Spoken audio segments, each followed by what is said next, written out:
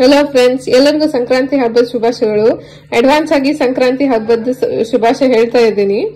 ಮತ್ತೆ ನೋಡಿ, ಇಷ್ಟ ಐಟಮ್ ಎಲ್ಲ ಮಾಡ್ತೀವಿ ನಾವು ಸಂಕ್ರಾಂತಿಗೆ. ಇದ್ರಲ್ಲಿ ನಿಮ್ಗೆ ಮಾದ್ಲಿ ತೋರಿಸಿದೀನಿ. ಜುನ್ಕುದ್ ವಡೆ ರೆಸಿಪಿನೂ ಹಾಕ್ತೀನಿ. ಇವಾಗ ಈ ವಿಡಿಯೋ ಅಲ್ಲಿ ಬಜ್ಜಿ ಪಲ್ಯ ಹೆಂಗ್ ಮಾಡೋದಂತ ಹೇಳ್ಕೊಡ್ತೀನಿ. ಇದನ್ನ ಆಲ್ರೆಡಿ ನಾನು ತಿಂದು ಟೇಸ್ಟ್ ಮಾಡಿ ನೋಡಿದೀನಿ. ತುಂಬಾ ಸಖತ್ತಾಗಿದೆ. ತುಂಬಾ ಸಿಂಪಲ್ ಆಗಿ ಮಾಡಿ ಹೇಳಿದೀವಿ. ಇದೇನು ಎಷ್ಟು ಸಿಂಪಲ್ ಅಂತ ನೆಗ್ಲೆಕ್ಟ್ ಮಾಡಬೇಡಿ. ತುಂಬಾ ರುಚಿಯಾಗಿದೆ, ಟ್ರೈ ಮಾಡಿ. ಅದಕ್ಕೆ ಸ್ವಲ್ಪ ಅಳಸಂದಿ ಕಾಳು, ವಟಾಣಿ ಕಾಳು, ಕಡಲೆಕಾಳು, ಹೆಸರು ಕಾಳು ಮತ್ತೆ ಶೇಂಗಾ ತಗೊಂಡಿದ್ದೀವಿ. ಇದನ್ನೆಲ್ಲ ಓವರ್ ನೈಟ್ ನೆನೆಸಬೇಕು.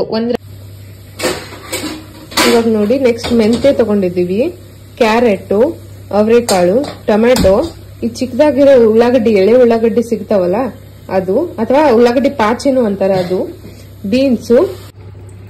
ಇವಾಗ ನಿನ್ನೆ ನೆನ್ಸಿಟ್ಟಿದ ಕಾಳುಗಳನ್ನೆಲ್ಲ ಒಂದ್ ಕುದಿ ಕುದಿಸ್ಕೊಂಡಿದೀವಿ. ಮತ್ತೆ ಇವಾಗ ತೋರಿಸಿದ್ದು ಪ್ಲೇಟಲ್ಲಿ ತೋರಿಸಿದ್ದು ಎಲ್ಲ ಐಟಮ್ ಹಾಕೊಂಡು ಇದನ್ನು ಒಂದ್ ಕುದಿ ಕುದಿಸ್ಕೊಳ್ತೀವಿ. ಇವಾಗ ಪಲ್ಯಕ್ಕೆ ಒಗ್ಗರಣೆ ಹಾಕೊಳಕತ್ತೀರಿ. ಅದಕ್ಕೆ 2 ಸ್ಪೂನ್ ಎಣ್ಣೆ ಹಾಕೋರಿ. ಸಂಕ್ರಾಂತಿ ಹಬ್ಬದ ಸ್ಪೆಷಲ್ ಅಂತ ಇದು ಉತ್ತರ ಕರ್ನಾಟಕ ಸೈಡ್ ಜಾಸ್ತಿ ಮಾಡ್ತಾರೆ. ಇದು ಬಜ್ಜೆ ಪಲ್ಯ ಅಂದ್ರೆ ಎಲ್ಲ ಐಟಮ್ಸ್ ಹಾಕಿ. ಇವಾಗ ವಿಂಟರ್ ಅಲ್ಲಿ ಅಂದ್ರೆ ಚಳಿಗಾಲದಲ್ಲಿ ಫ್ರೆಶ್ ಆಗಿರ್ತಾವ್ರಿ, ಬಂದಿರ್ತವೆ ಎಲ್ಲ ಕಾಯಿ ಪಲ್ಯ. ಅದಕ್ಕೆ ಎಲ್ಲ ಮಿಕ್ಸ್ ಮಾಡ್ಕೊಂಡು ಡೈಲಿ ಮಾಡಕ್ಕಾಗಲ್ಲ ಅಂತ ಹೇಳಿ ವರ್ಷಕ್ಕೊಂದ್ಸರಿ ಈ ತರ ಮಾಡ್ಕೊಳ್ತೀವಿ. ಜೀರಿಗೆ, ಸಾಸಿವೆ ಹಾಕಿದ್ರು, ಚಿಕ್ಕದಾಗಿ ಕಟ್ ಮಾಡ್ಕೊಂಡಿರೋ ಈರುಳ್ಳಿ, ರುಚಿಗೆ ತಕ್ಕಷ್ಟು ಹಸಿ ಖಾರ, ಮೆಣಸಿನಕಾಯಿ, ಬೆಳ್ಳುಳ್ಳಿ, ಕೊತ್ತಂಬರಿ, ಕರಿಬೇವು, ಸ್ವಲ್ಪ ಜೀರಿಗೆ ಹಾಕೊಂಡು ರುಬ್ಕೊಂಡು ಖಾರ ಮಾಡ್ಕೊಂಡಿದ್ದೀವಿ. ಅರಿಶಿನ, ರುಚಿಗೆ ತಕ್ಕಷ್ಟು ಉಪ್ಪು ಹಾಕೊಳ್ರಿ.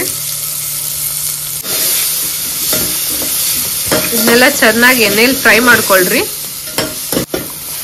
ಬೇಯಿಸಿಟ್ಟಿರೋ ಎಲ್ಲ ಕಾಳುಗಳನ್ನು ಹಾಕೋರಿ. ಇವಾಗ ಬೇಯಿಸಿಟ್ಟಿರೋ ತರಕಾರಿಗಳನ್ನ ಹಾಕೊಂತ ಬರ್ರಿ. ಹಾಕೊಂಡು ಎಲ್ಲ ಮಿಕ್ಸ್ ಮಾಡ್ಕೊಳ್ಳಿ.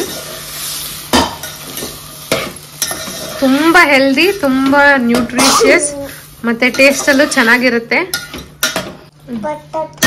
ಇವಾಗ ಚಳಿಗಾಲದಲ್ಲೇ ತಪ್ಪಲ ಪಲ್ಯ ಎಲ್ಲ ಚೆನ್ನಾಗಿ ಬರ್ತಾವ್ರಿ, ಹುಳಗಿಳ ಎಲ್ಲ ಇರಲ್ಲ.